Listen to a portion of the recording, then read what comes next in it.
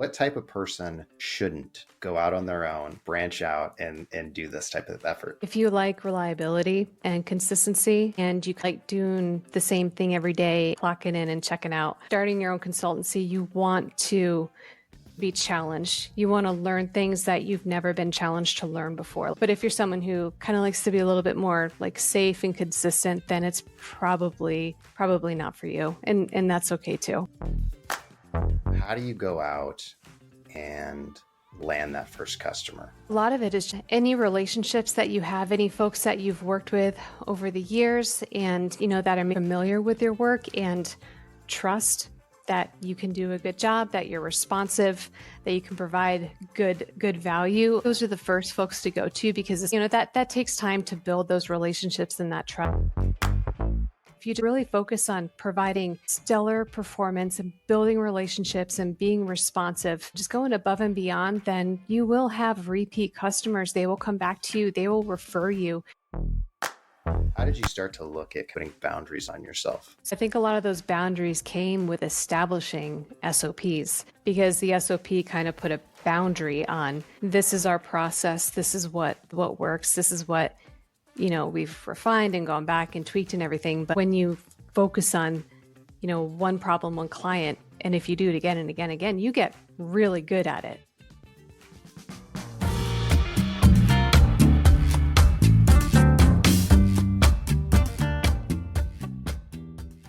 Hi, folks. A quick one before we dive into this week's episode. Our book, The Critical Path Career, How to Advance in Construction Planning and Scheduling, is out now, and you can order it on Amazon. We'll include a link below. This is a great way to show support for the Beyond Deadlines podcast, and Greg and I have worked extremely hard taking everything we know in our 30 years of experience, plus everything we've picked up from shooting this podcast, and we've tried to pack it into an information-dense book that you can use right away. In the book, we have specific strategies on how to get a raise, how to get a promotion, and find a new job. We include 26 of the best interview questions that we have come across, in addition to 34 specific impact ideas that you can go use on your projects today. We want to thank everyone who's shown us support so far and enjoy this week's episode. Welcome to the Beyond Deadlines podcast, where we tackle challenges that planning and schedule leaders come across on a day-to-day basis. My name is Micah, and I'm a planning and scheduling manager for Intel. Hi, I'm Diane Bragoni, and I have a small business called CPM Schedule Solutions, and we specialize primarily in schedule analysis, reviews, oversight, primarily for military projects in the U.S. Today, Diane's on the hot seat, and we are talking about launching your own scheduling consultancy. This is a topic that many schedulers often consider because after you do either the corporate ladder or you work for consultancy, you may be interested in what else is out there. And starting a consultancy is one of those options. So Diane, are you ready to jump in? Yes. Awesome. So let's say you have a friend come to you who's been in scheduling, let's say 10 years, and they want to launch their own consultancy. What advice do you give them? So I think the first thing I would ask them is, what specific problem are you solving and for who? It's just to make sure that when they do start their business, if they're thinking about it, if they're chewing on it, what exactly are you going to be doing and for who? And if you really think about that, it's about if you can narrow down, if you can niche down and solve one very specific problem for like one very specific person, then the more you do that, the more practice you're going to get at that, the more you're going to become an expert. And I just think there's a lot of value in being able to niche down and be able to answer that for yourself. What problem am I going to solve for what person?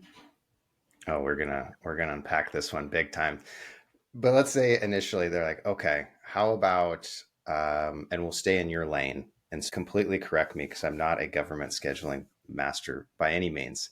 But let's say the person says, I want to work with contractors to create their proposal schedules. That's the thing I want to solve. And so I have that idea. what would you go with next? So I would keep asking the question, what kinds of contractors? Construction contractors that work for industry, or construction contractors that work for that do state projects, or contractors that do federal projects? There are very different requirements for all of these entities. Some have very restrictive requirements, others pretty much let you go with, your own process there. So I think there's more questions to be asked from there. Like what exactly, where do you want to go? And a lot of it is, where do you like to do the work the most? Like, do you like, the structure and, maybe more requirements for federal or state agencies? Or do you like maybe some more of the flexibility with industry and, the different challenges that come with industry? Where do you enjoy it most? Where have you had that experience? And I just think it's really important to enjoy your work and enjoy what you're doing. So I think I would keep asking those questions to help them further niche down a little bit more. I love folks that Diane immediately said, you know what? I'm not going to sit on the hot seat today. I'm going to make Micah sit on the hot seat today and just keep asking him questions.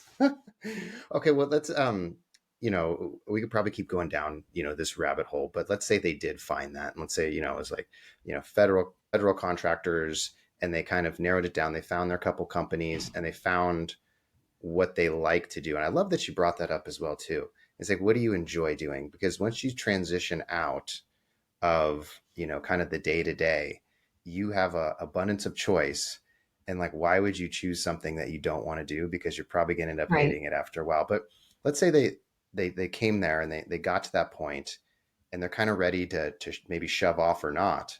What would you advise next? So once they're at that point, once they've decided what their problem, what they're solving and who they're solving it for, then I would say just go for it. Do the best that you can with the work that you have. I think performance speaks very, very loudly. I think if you have great performance and if you're friendly and if you're willing to share a little bit of your story, and if you just go out of your way to be nice to people and build relationships, like, you don't have to worry about marketing. You don't have to worry about attending a whole bunch of conferences all over the place. Like, if you just really focus on providing stellar performance and building relationships and being responsive, just going above and beyond, then you will have repeat customers. They will come back to you, they will refer you. So you kind of don't have to worry about some of maybe the marketing and business management type stuff that, as schedulers, we didn't go to school to learn that stuff. It's just kind of, you learn as you go along the way. But I think if you just really focus on delivering amazing performance and building relationships, then you don't have to worry so much about, well, how do I get all of these customers? How do I reach all of these people? I think you really get some customers that are really great to work with, and just keep doing more of what's working, not to worry so much about doing everything for everyone. Yeah. Well, so let's take it, since you've niched down, you probably have an idea of who that customer base is. And let's get super tactical, because I think a lot of times people, like you brought up, they're like, I got to get a marketing plan together and create presentations. And how do you go out and land that first customer? What are those? Because that's kind of, you get that first dollar. Now you're a consultant. How do you get that first dollar?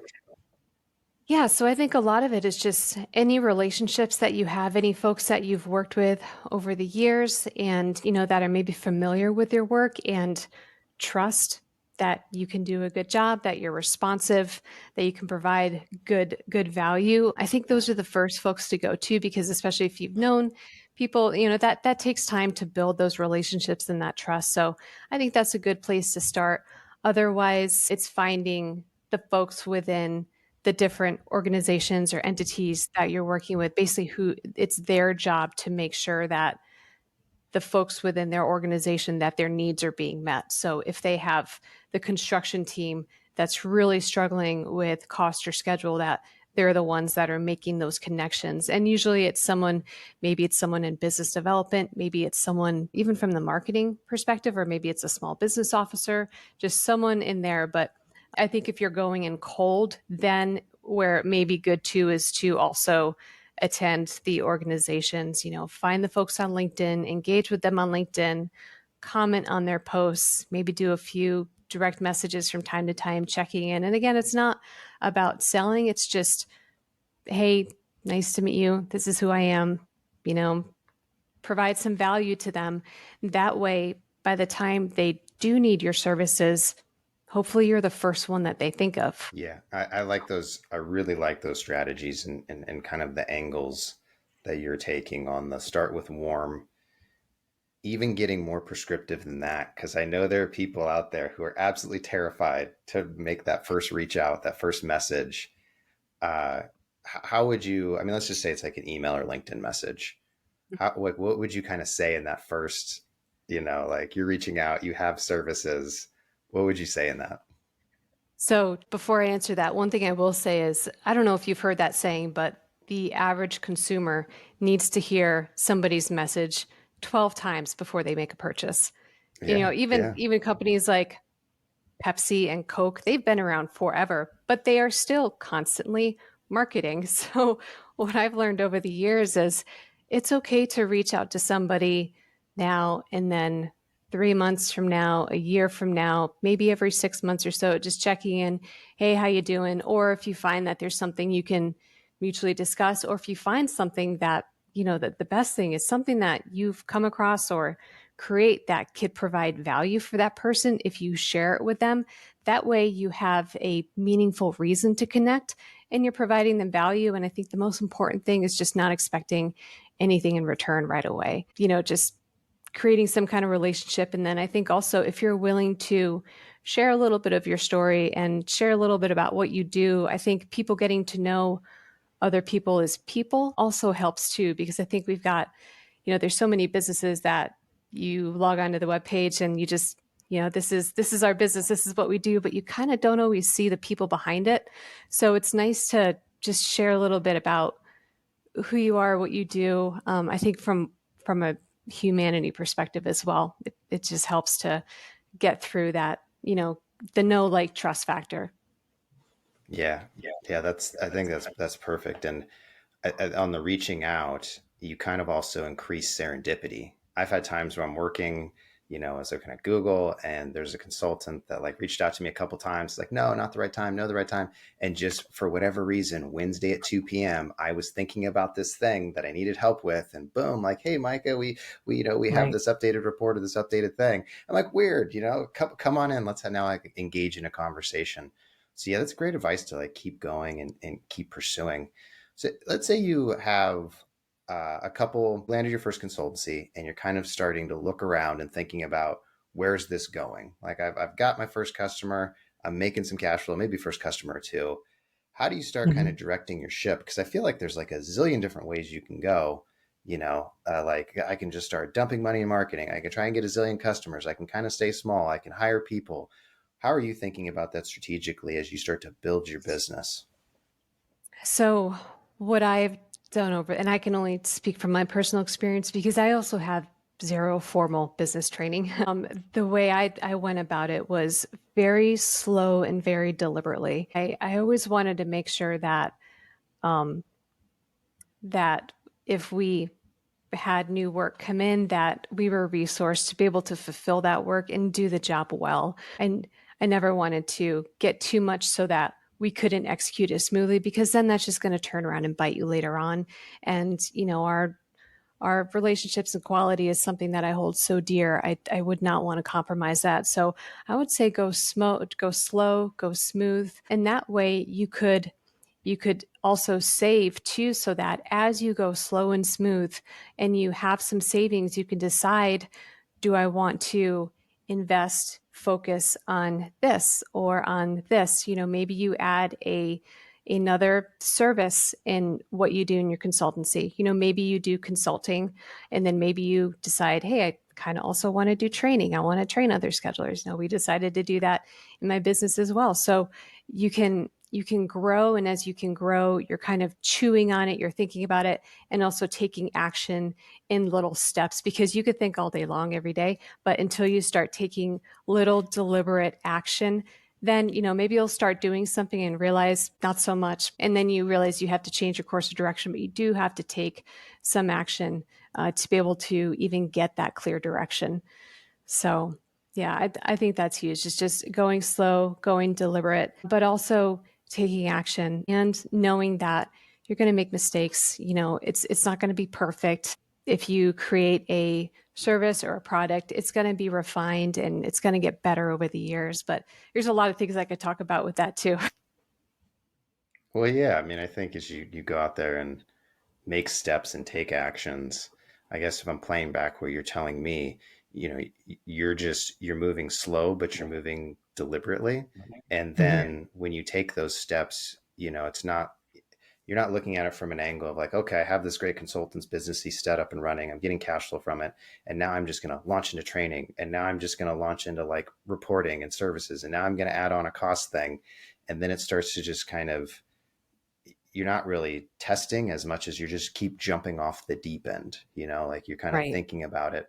Is there, is there anything when you're looking at some of these options and you said chewing on them, is it a gut feel that you're going for? Are you looking at some financial numbers, kind of what the price of the service is, what the feedback is? How do you kind of keep moving deliberately forward without doing the belly flop off the diving board? Right. I think a big part of that is just what do you enjoy? Like I said earlier, that's such an important part of it. If you're, say, you're consulting, you're providing your expertise, you're running reports, you're doing the analysis, maybe you're spending a lot of time alone by yourself behind your computer making these very data driven reports, like looking at all this information. Or maybe you're somebody who likes to interface more with other people. You like teaching, you've got the heart of a teacher, you like showing folks, you like making frameworks and training. So I think a lot of it's dependent on your personality and what you like to do.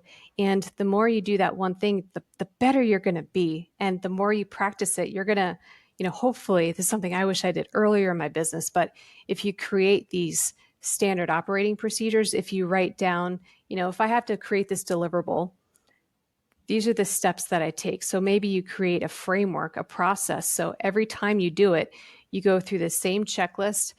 You don't ever miss anything small because it's the same thing time and time again. And the more that you can kind of like rinse and repeat that process because you've done it so many times, because you've gotten so good at it, that's where it becomes, from my perspective, I think a little bit more enjoyable because you can just get so good at that, that one thing or the few things that you do. And I think it's to be good at something and be able to provide a deliverable or something to your customer that they really like, that they're excited about, and that actually truly helps them. Yeah, when you're talking about that answer, I was thinking about, I love standard operating procedures probably too much,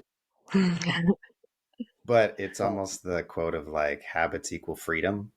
And Yes. by creating some of those standard operating procedures, and I think to me, my brain goes to even on your business, I'll call it business operations side.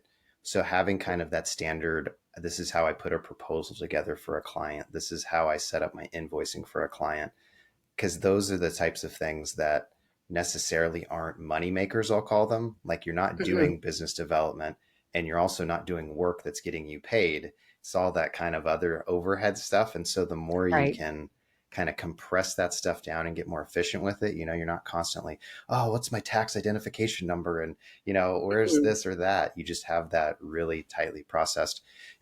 Going down that kind of lane of standard operating procedures, if you look to grow your consultancy, having those would obviously help you bring on other people. But what are some of the other kind of tactics and strategies you've seen as either you've brought in help, or look to scale your business? So I think it's just making connections in your field and being act. For me, it's been mostly on LinkedIn because my niche is so small. I doubt there's anyone within 100 miles or maybe even 500 miles of doing what I do. So I know that it's, I need to have a wider field to be able to find similar people that do the work that I do. And I've been very lucky to find several, but yeah, so I think it just depends. Like if you are specializing in doing work for your state contractors, for example, then you're probably going to be going to state events, conferences. That's where I would go because they're going to be there. And that's where you can meet folks and start engaging and fostering those relationships. So it just depends on what you're doing and for who, based on how big of a reach you need to have. If it's more of a virtual online type presence, or if you can go and see those folks in person at in-person events. Yeah, that makes a lot of sense. So I guess when you would think about it, and I guess, you know, my assumption is probably it depends on what you're doing. Would you look to bring in someone who is more senior and hands off, or would you look to bring in someone more junior that needs training? And I know that's a bit of an unfair question because there's not a lot of background to it. But when you start thinking about bringing in, either employees or subcontractors, where's your brain at on that? So that actually doesn't matter a whole lot to me personally Okay. with the work that I do, unless we have a client that's very specific about numbers of years of experience. But I've found over the years that it's the personal characteristics are so much more important than the scheduling capacity and training because we can train that. We can have intense trainings for days or weeks to get the person up to speed as they need to be humble, to be willing to learn, to be responsive and kind. Like all of those are things that from my perspective are so much more important for someone to have on our team than just someone who's good or not so, or on the more junior level or senior level with their scheduling part. And that's a question that we've had. Well, it's been some back and forth on LinkedIn. I one time wrote a post about, would you rather hire a scheduler who has field experience Yeah. versus somebody who has scheduling experience? And there's a lot of different opinions, but I think what it comes down to, the way that I feel is I think the scheduling portion for the most part can be trained, but on-site experience, that's irreplaceable. And then also just personality wise, that's also irreplaceable. So I think those two are so much higher than just the scheduling expertise because you can train that. Yeah. I completely agree with what you're throwing down there. It Yeah. really comes down to a lot of it is not the technical skill, and it's then there's just those two other buckets: industry knowledge, and I'll say, do you actually care? Like, are you Yes. present and you're driving and you're kind of a, I don't know if go getter is the right word, but you're pushing it that way. So Yes, to let's be just, to be hungry and to want to go yeah, after it and to just want to provide the best service and to feel good about when you do that. All of that stuff is so important. It really moves the needle. yeah. I'd say also then trying to figure out. You brought it up earlier in the podcast, and I loved it when you're trying to get clients, but that value aspect as you're working with a client, or as you kind of your back of your mind is like, ooh, what's some extra value we could provide here? What's some extra Mhm. stuff we could do that may be beneficial? I think that's also another interesting one. So let's switch gears a little bit and let's play devil's advocate. Okay. Sure. What would you say to someone to not start their own consultancy? Like, what type of person shouldn't go out on their own, branch out and do this type of effort?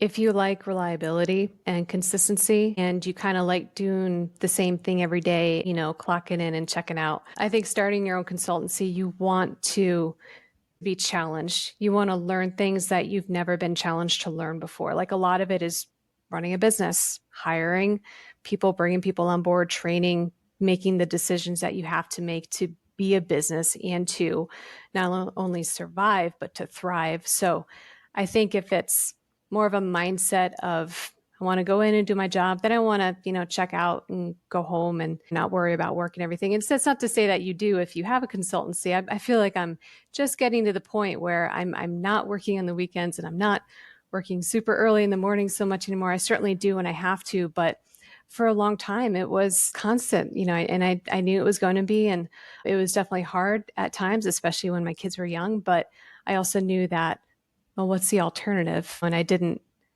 I knew that I needed to give it a shot, or else I would be um, pretty upset with myself for not even trying. So, yeah, I think if you're somebody who likes the challenge, who's afraid to, who's not afraid to maybe make mistakes or like stumble as you're learning. But if you're someone who kind of likes to be a little bit more like safe and consistent, then it's probably not for you. And that's okay too. Yeah, no, absolutely. There's thousands upon thousands of jobs in all different industries, all different Yes. sectors, all different areas. So you can definitely find something in this crazy world that fits. You mentioned a little bit about boundaries and how you're transitioning more to have better boundaries. Was that something that you kind of set out in your mind of like, hey, I'm going to really push for these couple years and then I'm going to pull the brakes on? Or did you kind of get to a point and look around and be like, what am I doing? It's 9 p.m. and you're still answering emails on a Wednesday and you're like, I don't know if this is really worth it. How did you start to look at kind of putting boundaries on yourself? So I think a lot of those boundaries came with establishing SOPs because the SOP kind of put a boundary on this is our process, this is what works, this is what we've refined and gone back and tweaked and everything. But and it goes back to what I was saying before that when you focus on one problem, one client. And if you do it again and again and again, you get really good at it. So not only can you do a little bit more in a little bit less amount of time, but your quality also will shoot through the roof. So I think a lot of it just has to do with having those SOPs, having those processes that you can go through again. And even from a business management perspective, invoicing, if you do social media stuff, if you do outreach to prospective clients, are you doing it on a quarterly basis? If I've been doing this for enough years now that everything is seasonal. So I'm not reinventing the wheel every time. Every month we've got the same process, every quarter, every 6 months. It's running, it's running now.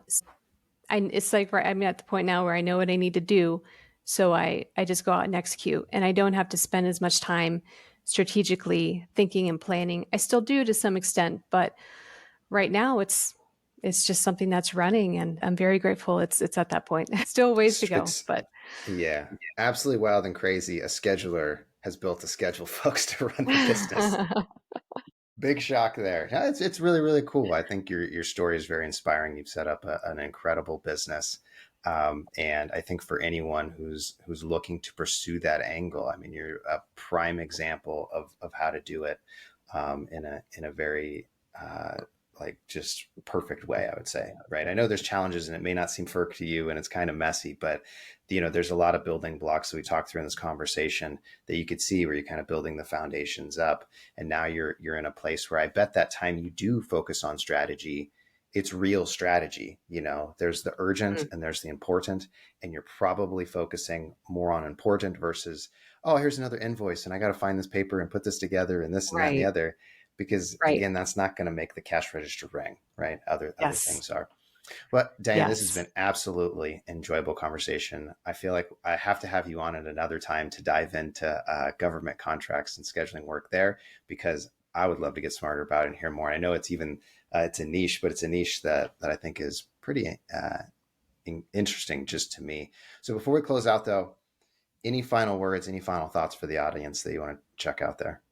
No, I just want to say thank you for having me on. I think what you're doing here is great. I think there's a lot of need in our industry to share knowledge and share stories and experience. So everything that you're doing with this podcast, thank you. I think it's really great. Yeah, absolutely. Well, folks, for us on Beyond Deadlines, we hope you have a great week and we'll see you on the next one.